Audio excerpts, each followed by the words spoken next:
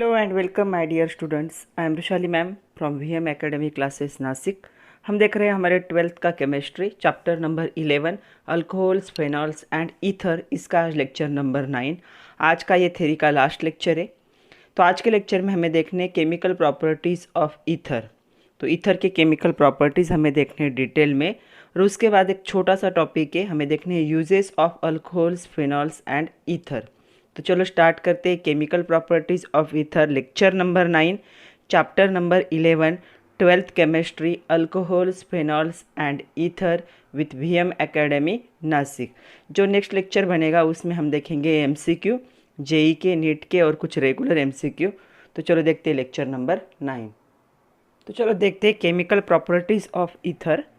तो ईथर के लिए हमें ये 4 केमिकल प्रॉपर्टीज़ डिस्कस करने हैं। पहला हमें देखना है laboratory test for ether. Second हम देखेंगे reactions involving alkyl group of ether, इसमें हम फॉर्मेशन ऑफ पेरोक्साइड देखेंगे। थर्ड है रिएक्शन इन्वॉल्विंग CO बॉन्ड, इसमें हम देखेंगे reaction with hot dilute sulphuric acid जिसे हम हाइड्रोलिसिस कहते हैं। सेकंड हम देखेंगे रिएक्शन विथ PCl5, उसके बाद हम देखेंगे reaction with hot concentrated acid, और बाद में देखेंगे अरिल अल्किल ईथर कैसे बनता है। ओके, उसके बाद हमें देखनी फोर्थ इलेक्ट्रोफिलिक सब्स्टिट्यूशन इन एरोमेटिक ईथर। जो एरोमेटिक ईथर होंगे मतलब रिंग वाले जो ईथर होंगे उसमें हमें देखना है इलेक्ट्रोफिलिक सब्स्टिट्यूशन। तो उसमें हम थोड़ा सा रेजोनेंस की बात करेंगे। जहाँ पे एरोमेटिक रिंग आती है वहाँ पे रेजोनेंस होता है। उसमें हम देखेंगे हैलोजेनेशन, उसके बाद हम देखेंगे फ्रीडल क्राफ्ट रिएक्शन और नाइट्रेशन। तो इतने सारे रिएक्शन देखने हैं। उसके बाद यूजेस। तो चलो स्टार्ट करते हैं। First reaction laboratory test for ether. तो लैबोरेटरी टेस्ट में देखो ईथर्स आर न्यूट्रल कंपाउंड। हमने देखा था जो क्या था, अल्कोहल भी क्या थे, न्यूट्रल थे। ये कब न्यूट्रल होगा, जब आप इसमें लिटमस डिप करोगे तो दोनों लिटमस में कोई इफेक्ट नहीं होता, ब्लू ब्लू ही रहेगा, रेड रेड ही रहेगा, मतलब क्या है, न्यूट्रल। कहाँ पे न्यूट्रल होता है ये, एक्वियस मीडियम में। जो मतलब जब आप ईथर को वाटर में डिजोल्व करते हो तो वो क्या है, न्यूट्रल है। Ether do not react with base S cold dilute acid reducing agent. ना ही बेस के साथ रिएक्ट होता है, ना ही डाइल्यूट एसिड के साथ रिएक्ट होता है, ना ही किसी रिड्यूसिंग एजेंट के साथ या ऑक्सीडाइजिंग एजेंट के साथ रिएक्ट होता है। किसी एक्टिव मेटल के साथ भी क्या है, रिएक्शन पॉसिबल नहीं है। ये किसके साथ रिएक्ट होता है, ether dissolve in concentrated cold H2SO4। तो जो कोल्ड कॉन्सेंट्रेटेड H2SO4 है उसमें ये डिजोल्व होता है और क्या फॉर्मेशन करता है, ये फॉर्मेशन करता है ऑक्सोनियम सॉल्ट। तो ये क्या है, ऑक्सोनियम सॉल्ट है। जैसे ही ईथर में थोड़ा सा कोल्ड कॉन्सेंट्रेटेड H2SO4 ऐड करोगे ईथर उसमें डिजोल्व हो जाएगा और ये सॉल्ट फॉर्म करेगा। तो हाइड्रोकार्बन्स और ईथर में यही एक फ़र्क है कि ईथर क्या है, कोल्ड कॉन्सेंट्रेटेड H2SO4 के साथ क्या करता है, ऑक्सोनियम सॉल्ट क्या है, फॉर्म करता है, जो हाइड्रोकार्बन फॉर्म नहीं करते। तो ये थी लैबोरेटरी टेस्ट। सेकंड रिएक्शन है reaction involving alkyl groups of ether. मतलब जो अल्किल ग्रुप ज्वाइन होते हैं ईथर के साथ, वो अगर रिएक्शन करते हैं तो वो यहाँ पे एक ही रिएक्शन हमें देखनी है, फॉर्मेशन ऑफ पेरोक्साइड। तो पेरोक्साइड हमें पता है जब ऑक्सीजन ऑक्सीजन बॉन्डिंग होती है उसे हम क्या कहते हैं, पेरोक्साइड कहते। तो यहाँ पे देखो डायमेथिल ईथर था, when the ether combine with the atmospheric oxygen to form the peroxide। जो एटमॉस्फेरिक ऑक्सीजन होगा, तो यहाँ पे मैं लिख देती हूँ एटमॉस्फेरिक ऑक्सीजन होना ज़रूरी है, लेबोरेटरी में प्रिपेयर्ड ऑक्सीजन नहीं। जब ये लॉन्ग टाइम के लिए लॉन्ग कांटेक्ट विथ एयर आता है कोई भी ईथर ऑक्सीजन के कांटेक्ट में, तब वो क्या बनाता है, पेरोक्साइड ऑफ दैट ईथर। तो वो पेरोक्साइड बन जाता है। All ether which have been exposed to the atmosphere contain peroxide. तो मतलब क्या है, कोई भी ईथर अगर एयर के कांटेक्ट में आता है तो क्या किस में कन्वर्ट हो जाता है, पेरोक्साइड में कन्वर्ट हो जाता है, मतलब ऑक्सीजन ऑक्सीजन बॉन्डिंग में। This is very undesirable reaction. तो ये बहुत ही मतलब ये नॉर्मली होने वाली रिएक्शन है क्योंकि हर जगह पे एयर प्रेजेंट होता है। तो पेरोक्साइड्स आर द, तो ये जो पेरोक्साइड फॉर्म होते हैं ये क्या होते हैं, हजार्डस होते हैं, मतलब यूज़फुल नहीं है, वो क्या हो जाते हैं, डिकम्पोज होते हैं एट हाई टेम्परेचर। तो आपको मे बी क्वेश्चन आ सकता है, what happen when ether are expose to the atmospheric ether. तो क्या होंगे, ether combine with atmospheric oxygen to form peroxide, और ये पेरोक्साइड की रिएक्शन ऐसे होगी। हमने यहाँ पे यूज़ किया था डायमिथिल ईथर, एटमोस्फेरिक ऑक्सीजन, तब क्या हुआ, ये जो है कार्बन, क्योंकि यहाँ पे रिएक्शन क्या है, अल्किल ग्रुप के साथ है, तो यहाँ पे ये कार्बन है, यहाँ से एक हाइड्रोजन निकल के क्या करेगा, ऑक्सीजन ऑक्सीजन बॉन्डिंग फॉर्म करेगा, जिसे हम कहेंगे peroxide of dimethyl ether. Next है third, reaction involving CO bond. तो यहाँ पे हमें 3 रिएक्शन देखने, पहले हमें देखना है reaction with hot dilute H2SO4, जिसे हाइड्रोलिसिस कहोगे। दूसरा हमें देखना है रिएक्शन विथ PCl3, और थर्ड हमें देखना है reaction with hot concentrated acid. तो चलो देखते हैं फर्स्ट। तो फर्स्ट रिएक्शन है विथ हॉट डाइल्यूट H2SO4, इसे हम कहेंगे हाइड्रोलिसिस। तो यहाँ पे देखो क्या होगा, ether when heated with dilute sulphuric acid, जिसे हम H2SO4 कहते हैं, undergo hydrolysis two gives the alcohol and phenol. तो ये क्या करेगा, रिएक्शन हाइड्रोलिसिस की होगी, और यहाँ पे क्या होगा, अल्कोहल और फेनॉल फॉर्म होंगे। अगर सिमेट्रिकल ईथर हम यूज़ करते तो हमें क्या मिलेंगे, सेम अल्कोहल मिलेंगे। अगर अनसिमेट्रिकल ईथर हम यूज़ करते तो हमें क्या मिलेंगे, 2 टाइप के अल्कोहल मिलेंगे। और अगर हम अरिल अल्किल ईथर यूज़ करते हैं, मतलब एक साइड में अरिल ग्रुप है एरोमेटिक रिंग और एक साइड में अल्किल ग्रुप है, तब हमें क्या मिलता है, फेनॉल मिलता है और एक अल्कोहल मिलता है। तो ये रिएक्शन है। मे भी क्वेश्चन आ सकता है, what happen when the ether treated with dilute sulphuric acid, hot dilute sulphuric acid. तो आपको ये 3 रिएक्शन लिखने हैं। सेकंड है रिएक्शन विथ PCl5। तो देखो reaction with PCl5, ether react with PCl5 two gives the alkyl chlorides. जब भी ईथर की रिएक्शन PCl5 के साथ होगी तो हमें क्या है, 2 टाइप के, अगर अनसिमेट्रिकल ईथर है तो 2 टाइप के अल्किल क्लोराइड मिलेंगे, अगर सिमेट्रिकल है तो एक ही टाइप के क्या मिलेंगे, अल्किल क्लोराइड। तो अगर अल्किल क्लोराइड बनाने फ्रॉम ईथर तो हमें क्या करनी पड़ेगी, रिएक्शन करनी पड़ेगी विथ PCl5। नेक्स्ट हमें देखना है third, reaction with hot concentrated acid. तो यहाँ पे एसिड जो होंगे वो होंगे HX, मतलब HCl हो सकता है, HI हो सकता है, या फिर HBr हो सकता है। HF नहीं, वो हाईली रिएक्टिव है। तो क्या होगा, देखो यहाँ पे alkyl ethers react with hot and concentrated HI and HBr। तो ईथर की रिएक्शन मोस्टली HI और HBr के साथ होती है। It gives alcohol and alkyl halide.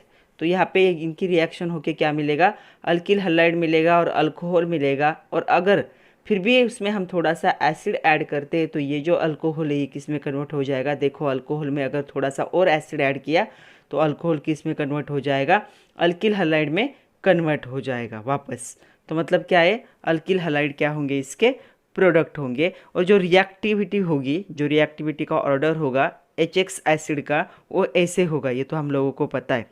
ये है hydrogen, iodide hydrogen, bromide hydrogen, chloride, या इसे हाइड्रोक्लोरिक एसिड कहते हैं हम। तो ये रिएक्टिविटी का ऑर्डर होगा। चलो इस पे बेस्ट क्वेश्चन देखते हैं। एक क्वेश्चन है, यहाँ पे मैंने लिखा है, identify X, Y and Z in following sequence of reaction and rewrite the complete equation. तो हमें आइडेंटिफाई करना है X, Y एंड Z को इन दिस रिएक्शन। तो चलो देखते हैं कि X, Y, Z क्या होंगे इस रिएक्शन में। तो सबसे पहला हमें देखना है कि X क्या होगा। तो हमारे पास है स्टार्टिंग रिएक्टेंट है C2H5OH। इसकी रिएक्शन हमें सोडियम मेटल के साथ करनी है, एक्टिव मेटल के साथ। और जब भी एक्टिव मेटल के साथ रिएक्शन होती है तो क्या है, वो यूज़ होते हैं ये ऐसे रिएक्शन बैलेंसिंग में 2। तो इसका नाम भी लिख लेते हैं, इसका नाम है इथिल अल्कोहल। और इसे मैं एक्टिव मेटल ही कह रही हूँ क्योंकि कभी कभी पोटेशियम भी यूज़ कर सकते। तो एक्टिव मेटल, तो एक्टिव मेटल के साथ साथ जब रिएक्शन होती तो ये क्या फॉर्म करेंगे, ये फॉर्म करेंगे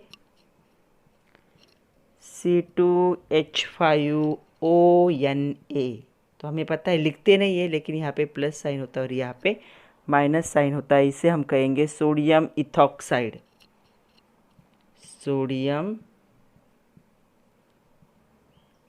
इथॉक्साइड। और ये आइडेंटिफिकेशन टेस्ट थी फॉर OH, जहाँ पे कौन सा गैस लिबरेट होता था, H2 गैस लिबरेट होता था।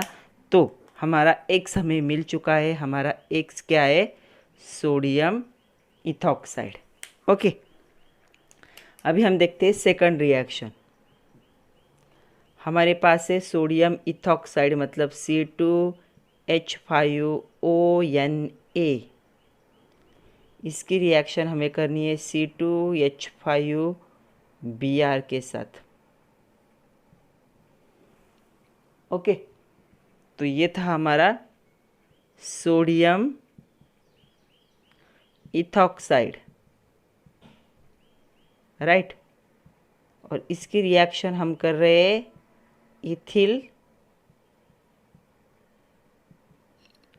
इथिल ब्रोमाइड के साथ। तो यहाँ पे थोड़ा सा हीट करना पड़ेगा। यहाँ पे प्रोडक्ट क्या फॉर्म होंगे, देखो C2H5, ये तो ऐसे रहेगा, O वैसे रहेगा, यहाँ पे बनेगा C2H5 प्लस क्या फॉर्म होगा, NaBr। ये है हमारा di ethyl ether, di ethyl ether, या इसे इथॉक्सी इथेन भी कह सकते हो। तो ये बन गया हमारा Y। ओके, मैं X को अंडरलाइन कर रही हूँ और Y को भी अंडरलाइन कर रही हूँ। अभी हमें चाहिए Z। ओके, तो देखो हमारे पास क्या है, थर्ड रिएक्शन में लिख रही हूँ C2H5O C2H5। इसकी रिएक्शन हमें HI के साथ करनी है जो कि कॉन्सेंट्रेटेड और हॉट है। तो ये है हमारा डाई इथिल ईथर। तो अभी ये रिएक्शन हमने अभी देखी थी। तो यहाँ पे क्या बनेगा, यहाँ पे बनेगा इथिल आयोडाइड बनेगा। ओके, तो यहाँ पे बनेगा 2 मोल ऑफ C2H5I और इसके साथ क्या है, वाटर सेपरेट होगा, इसका नाम होगा इथिल आयोडाइड।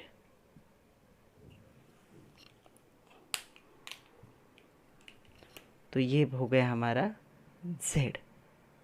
तो Z को भी मैं अंडरलाइन कर लेती हूँ। और ये जो हॉट होगा इसका मतलब क्या है, यहाँ पे थोड़ा सा हीट की ज़रूरत है। तो मिल गए हमारे X, Y एंड Z, तीनों भी मिल गए। मतलब इथिल अल्कोहल की अगर रिएक्शन हम सोडियम मेटल के साथ करते हैं तो हमें मिलेगा सोडियम इथॉक्साइड। सोडियम इथॉक्साइड की रिएक्शन C2H5Br के साथ करते हैं तो हमें मिलेगा डाई इथिल ईथर। और डाई इथिल की ईथर की रिएक्शन हम हॉट HI के साथ करते तो हमें मिलेगा इथिल आयोडाइड और उसके साथ क्या होगा, वाटर सेपरेशन होगा। तो ये है रिएक्शन। आई होप आप लोगों को समझ में आई होगी। ये रिएक्शन आप सीक्वेंस में एक लाइन में भी लिख सकते हो। मैंने क्या किया, 3 स्टेप थे तो तीनों सेपरेट कर लिए। आप जब फाइनल आंसर लिखोगे तो ये ऐसे सीक्वेंस में वापस लिखोगे। अभी हमने जो रिएक्शन देखी थी थर्ड वाली, reaction with hot concentrated acid, वही रिएक्शन अगर अरिल अल्किल ईथर के साथ होती है, मतलब ईथर के मतलब ऑक्सीजन के एक साइड में अरिल ग्रुप होगा मतलब रिंग और दूसरे साइड में अल्किल ग्रुप होगा, उसके साथ अगर हॉट HI की रिएक्शन होती है एट 398 केल्विन टेम्परेचर, तब क्या होगा। मे भी क्वेश्चन आ सकता है, what happen when aryl alkyl ether are treated with hot HI। तो क्या होगा, aryl alkyl ether have the stronger and the shorter bond between the oxygen and the aromatic ring. तो ये जो बॉन्ड होता है, जब भी कोई भी बॉन्ड ऑक्सीजन मतलब जो एरोमेटिक रिंग से अटैच होता है वो स्ट्रांग होता है और बॉन्ड लेंथ थोड़ी सी कम हो जाती है। फिर भी क्या होगा, aryl alkyl ether undergo cleavage of the oxygen alkyl bond and yield into the phenol. फिर भी ये क्या कर रहा है, ये जो बॉन्ड है इसमें क्या होगा, क्लीवेज, मतलब ये बॉन्ड क्या होगा, ब्रेक होगा। और यहाँ पे हमें क्या मिलेगा, सबसे पहले हमें मिलेगा फिनॉल, क्योंकि इनमें भी क्लीवेज होगा। तो ये हाइड्रोजन यहाँ पे चला गया, ये निकल गया और वापस क्या हुआ, ये इसके साथ रिएक्ट हुआ। तो ऐसे करके हमें दो प्रोडक्ट मिलेंगे, पहला हमें मिलेगा फेनॉल और दूसरा हमें मिलेगा अल्किल हलाइड। ओके, तो यहाँ पे देखो एक एग्जांपल यूज़ किया है, एनिसोल कहते हैं इसे। इसकी रिएक्शन जब हॉट HI के साथ करोगे एट 398 केल्विन टेम्परेचर, तो सबसे पहले हमें फिनॉल मिलेगा और दूसरे साथ उसके साथ हमें मिलेगा मिथिल आयोडाइड। तो ये रिएक्शन आप लोगों को सिर्फ याद रखनी है। नेक्स्ट है इलेक्ट्रोफिलिक सब्स्टिट्यूशन इन एरोमेटिक ईथर। तो ये बहुत इंपॉर्टेंट है, इसमें हमें 3 रिएक्शन देखने हैं, हेलोजेनेशन, उसके बाद देखना है हमें फ्रीडल क्राफ्ट रिएक्शन और उसमें बाद में देखना है नाइट्रेशन। लेकिन उससे पहले हमें पता होना चाहिए कि जो अल्कोक्सी ग्रुप होता है इन एरोमेटिक ईथर, वो क्या करता है, रिंग को एक्टिवेट करता है towards the electrophilic aromatic substitution reaction. वो कैसे होता है, तो कोई भी एरोमेटिक ईथर मतलब क्या होगा, एरोमेटिक रिंग होगी, उसके साथ ऑक्सीजन अटैच होगा और उसके साथ कोई भी अल्किल ग्रुप होगा, इसे हम क्या कहेंगे, एरोमेटिक ईथर। ओके, हमें पता है कि ये जो होता है ऑक्सीजन, 2 बॉन्ड फॉर्म करने के साथ उसके पास क्या होते, 2 लोन पेयर होते। तो with help of this lone pair ये क्या करेगा, प्लस आर इफेक्ट, मतलब प्लस रेजोनेंस इफेक्ट। तो ये क्या करेगा, अपने इस लोन पेयर को, लोन पेयर का मीनिंग मैंने आप लोगों को हमेशा बताया, लोन पेयर मतलब क्या होता है, एक निगेटिव चार्ज जैसा होता है लोन पेयर। तो 2 इलेक्ट्रॉन का पेयर होता है। तो ये इलेक्ट्रॉन का पेयर क्या कर रहा है, ये यूज़ कर रहा है फॉर रेजोनेंस पर्पस। तो यहाँ पे रेजोनेंस होगा। तो सबसे पहला स्ट्रक्चर देखो कैसे बनेगा, मैं यहाँ से रेजोनेंस थोड़े अलग कलर से क्या कर रही हूँ, ड्रॉ कर रही हूँ। तो ये था O, ये था R, यहाँ पे डबल बॉन्ड बन गया, इसलिए इसका चार्ज ज़्यादा हो गया, तो प्लस ये बॉन्ड यहाँ का ब्रेक हुआ, तो यहाँ पे आएगा निगेटिव चार्ज, और ये जो बॉन्ड थे वो वैसे की वैसे रहेंगे। अभी निगेटिव चार्ज क्या है, रिंग में आ चुका है, तो वो क्या करेगा, एक जगह पे नहीं रहेगा, क्या होगा, कंटिन्यूअस डीलोकलाइज होगा, मतलब अपनी जगह बदलते रहेगा।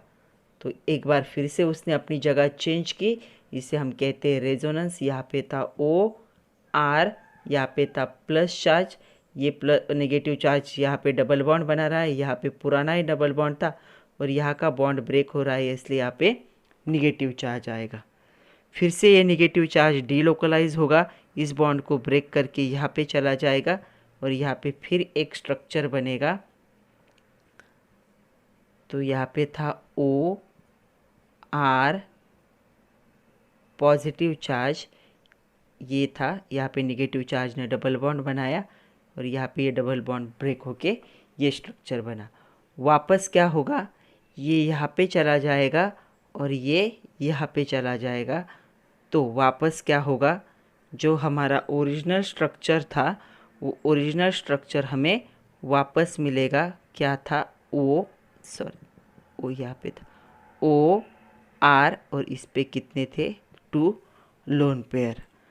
तो क्या हो रहा है यहाँ पे, देखो जो प्लस आर इफेक्ट है, रेजोनेंस इफेक्ट जिसे कहते हैं, वो कौन दे रहा है, जो रिंग से अटैच है, कौन, OR, इसके पास क्या है, 2 लोन पेयर है। तो ये क्या कर रहा है, प्लस आर इफेक्ट दे रहा है।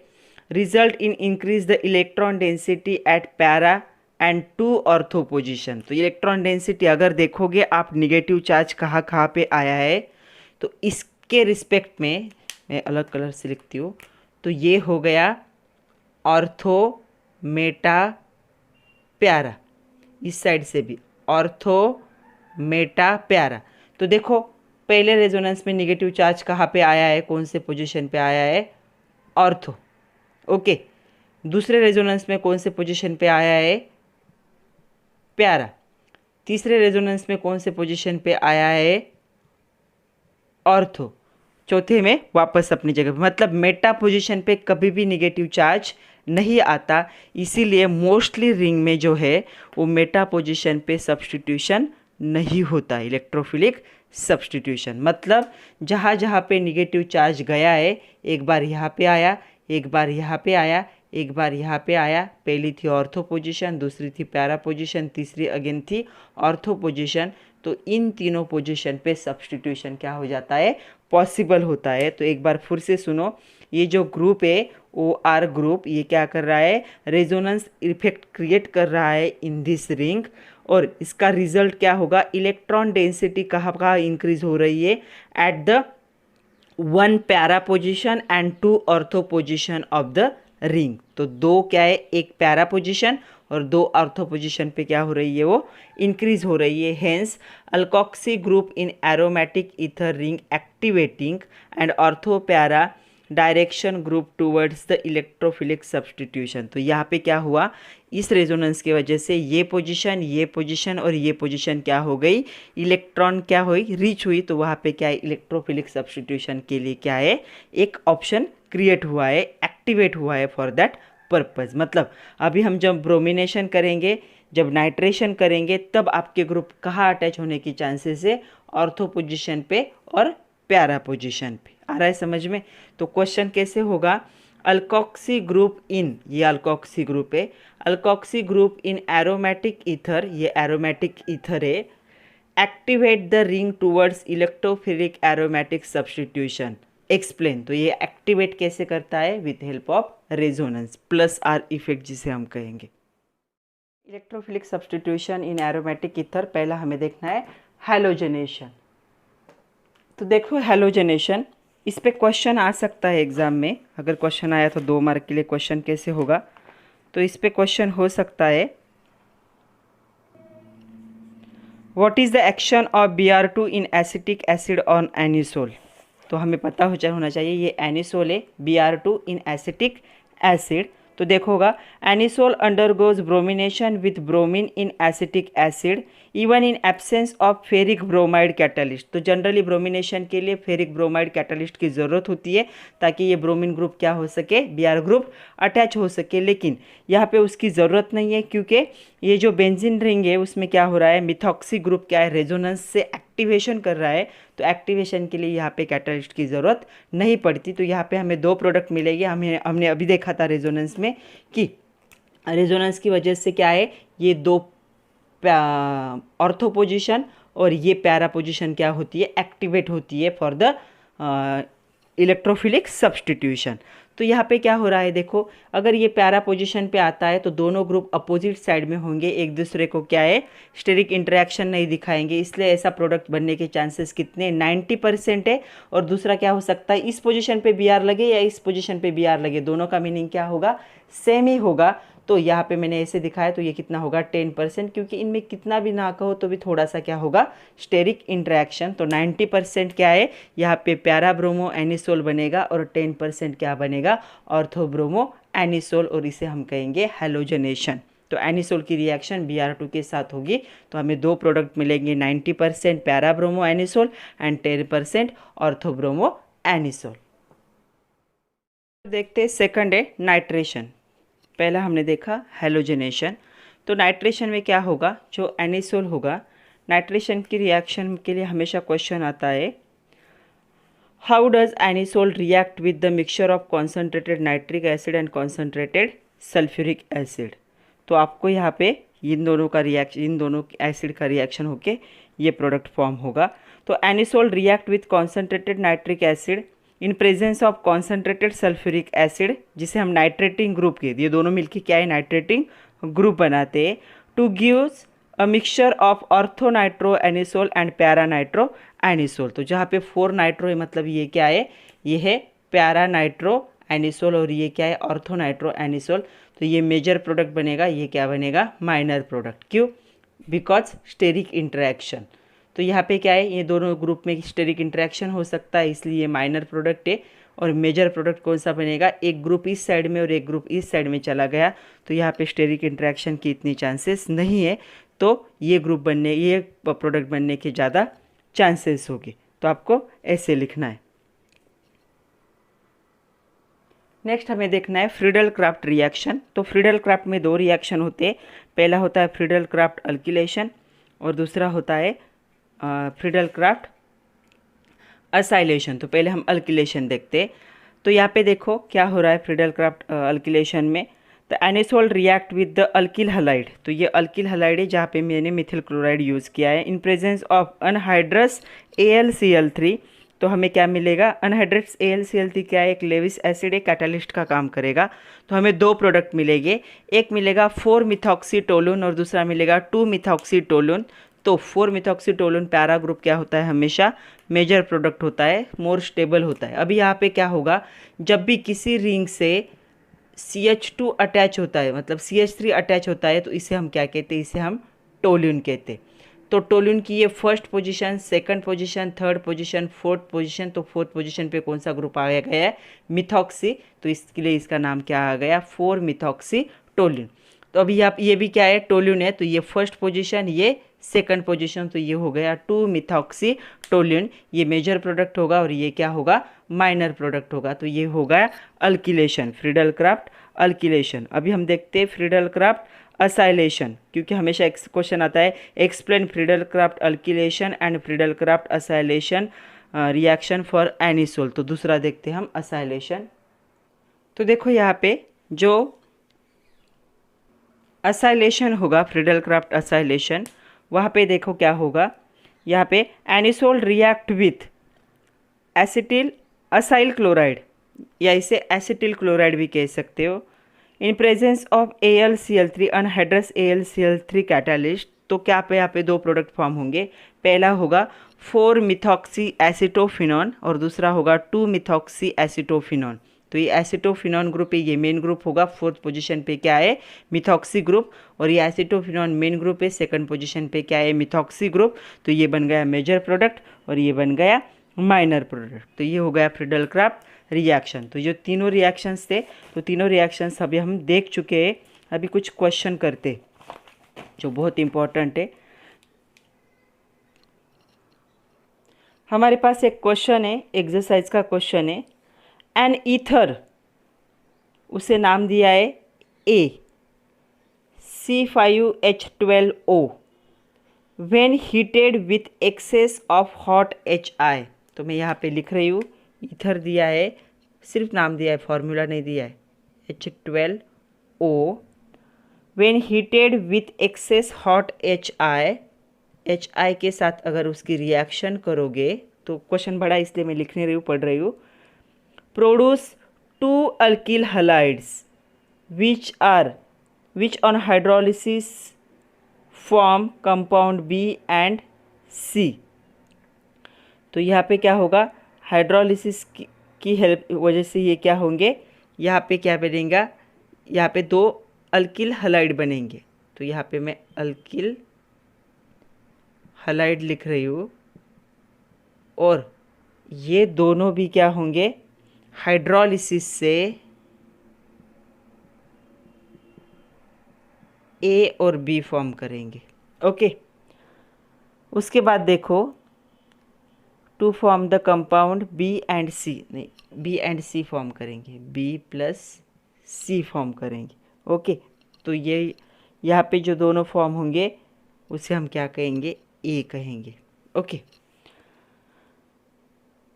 Oxidation of B gave and acid, oxidation of B gave and acid D। मतलब B का अगर ऑक्सीडेशन करते हो तो क्या मिलेगा, D मिलेगा। Okay, whereas oxidation of C, अगर C का ऑक्सीडेशन करते हो तो यहाँ पे क्या मिलेगा, कीटोन मिलेगा। वो क्या ये होगा एसिड, ये एसिड बनेगा, और ये क्या बनेगा, E, ये होगा कीटोन। थोड़ा सा कॉम्प्लिकेटेड क्वेश्चन है। Deduce the structural formula of ABCDE। तो हमें ABCDE को क्या करना है, फाइंड आउट करना है। एक बार फिर से क्वेश्चन सुनो। एंड ईथर A, तो यहाँ पे ईथर जो दिया है इसे A कहा है उन्होंने, यहाँ पे नहीं है A। ether A having formula C5H12O when heated with excess of hot HI produces two alkyl halide which on hydrolysis form a compound B and C. उसके बाद है on oxidation of B we get acid D and on oxidation of C it gives the ketone E. Find out or deduce the structural formula of A B C D E. तो actual क्या है, ऐसा structure है, हमें क्या करना है, इसे फाइंड आउट करना है। तो सबसे पहले हमें क्या करना है, हमें देखना है कि कैसे रिएक्शन होगी। सबसे पहले हम क्या करेंगे, ए का फॉर्मूला लिखने की कोशिश करेंगे। तो हमारे पास है C5H12O। तो चलो C5H12O को क्या है, ईथर के फॉर्मेट में लिखते हैं। तो कैसे लिख सकते हैं, तो देखो ऐसा हो सकता है क्या, CH3CH2, यहाँ पे मैंने ऑक्सीजन लगा दिया, CH3CH3। तो देखो C5 5 कार्बन है, यस 1 2 3 4 5।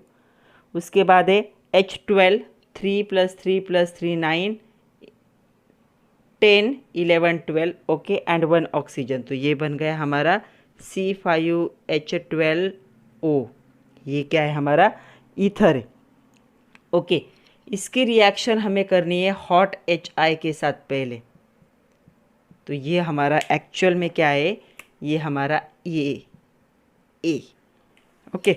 तो हॉट HI के साथ अगर इसकी रिएक्शन हम करते तो हमें मिलेगा, पहला मिलेगा CH3CH2I, ओके, और दूसरा मिलेगा हमें CH3CH3Br, ओके। दिख रहा है सब लोगों को?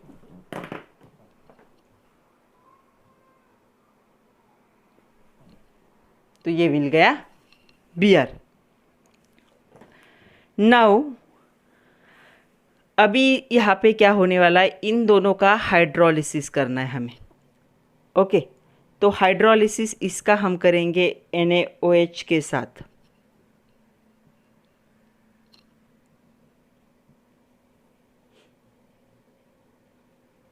तो देखो क्या होगा, अभी ये बन जाएगा CH3CH2OH और ये बन जाएगा CH3CHOH। तो ये बन गए हमारा B और ये बन गया हमारा C। आ रहा है समझ में? अभी हमें इसका ऑक्सीडेशन करके एसिड बनाना है और इसका ऑक्सीडेशन करके केटोन बनाना है, ओके। तो इसका जब ऑक्सीडेशन होगा तो हमें कौन सा एसिड मिल सकता है, CH3COOH मिलेगा एसिड। और इसका जब हम क्या करेंगे, हाइड्रोलिसिस ऑक्सीडेशन करेंगे तो हमें कीटोन चाहिए। तो कौन सा कीटोन मिल सकता है, हमें मिलेगा CH3CH3 डबल बॉन्ड O। तो ये बन गया हमारा D और ये बन गया हमारा E। तो आ रहा है समझ में? तो पहला था 2-इथॉक्सी प्रोपेन जो हमारा A होगा, हमारा जो B था वो था इथेनॉल, हमारा जो C था वो था प्रोपेन 2-ओल, हमारा जो D था वो था इथेनोइक एसिड और हमारा जो E था वो है प्रोपेनॉन। तो ऐसे हमें 4 प्रोडक्ट मिलेंगे। चलो हमें देखने हैं uses of alcohol, phenol and ether. पहले हम बात करेंगे अल्कोहल के। तो जो अल्कोहल है, मिथिल अल्कोहल जो होता है, क्या फॉर्मूला होगा, CH3OH। तो मिथिल अल्कोहल को यूज़ किया जाता है पेंट और वर्निश में। तो जो पेंट और वर्निश होते हैं, पेंट पता है सब लोगों को, वर्निश पता है, जो पॉलिशिंग के लिए यूज़ होता है उसे क्या कहते हैं, वर्निश कहते हैं। तो उसमें यूज़ होगा। सेकंड है हमारे पास C2H5OH, इसे हम कहेंगे इथिल अल्कोहल। ये क्या है, एंटीफ्रीज एजेंट है। तो ये ऑटोमोबाइल रेडिएटर में यूज़ होता है और इसे यूज़ करते एज अ सॉल्वेंट, तो इसके सॉल्वेंट के तौर पे भी यूज़ किया जाता है। तो ये यूजेस थे अल्कोहल के। फेनॉल्स, तो फेनॉल्स कहाँ यूज़ होते हैं? देखो, phenols are used in preparation of phenol formaldehyde resin. तो जो बैकेलाइट होता है, बैकेलाइट के प्रिपरेशन में, बैकेलाइट आप लोगों ने देखा होगा, जो हमारे घर में प्रेशर कुकर होते हैं उनके जो ब्लैक कलर के हैंडल होते हैं वो होते हैं बैकेलाइट। तो उसका एक्चुअल केमिकल नेम है फिनॉल फॉर्मल्डेहाइड रेजिन। वो क्या है? एक प्लास्टिक है, हार्ड वाला प्लास्टिक, वो बनाने के लिए फिनॉल यूज़ होता है। दूसरा होता है phenol are used as a antiseptic in common products like air freshener, deodorants, mouth wash, calamine lotions या फिर फ्लोर क्लीनिंग। तो फिनॉल को हमेशा यूज़ किया जाता है एज ए एंटीसेप्टिक, क्योंकि वो जर्म को किल कर सकता है। तो जो भी हम यूज़ करते हैं एयर फ्रेशनर या room freshener, deodorant, mouth wash, उसके बाद फ्लोर क्लीनर, लोशंस, उसमें ये प्रेजेंट होता है। थर्ड है ईथर। डाईथिल ईथर अभी तक यूज़ होता था इन एनेस्थेटिक, जो एनेस्थेशिया दिया जाता था उसमें यूज़ होता था इन सर्जिकल ऑपरेशन।